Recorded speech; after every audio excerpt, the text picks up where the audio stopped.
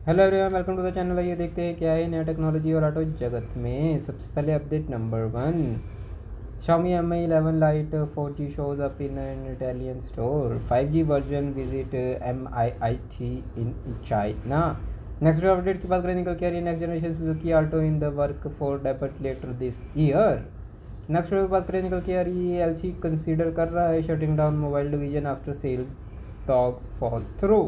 Next की बात करें, निकल के आ रही है this modified Tata Altroz looks hot with 17 inch concave rims. Next की बात करें, निकल के आ रही है OnePlus 7 pro 70 and 70 pro Android 11 update जल्दी रोलिंग आउट हो चुकी हैं। नेक्स्ट की बात करें, निकल के आ रही है new Tata safari is the official partner of Vivo IPL 2021।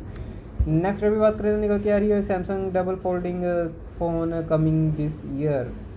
Next बात करें निकल के आ रही है Hyundai Alcazar design sketch reveal किया गया है, ग्लोबल डेप्थ होगी 7 अप्रैल को। नेक्स्ट बात करें तो निकल के आ रही है ओप्पो रेनो 5 लाइट की स्पेक्स रिवील किए गए हैं बाय द गीक बेंच।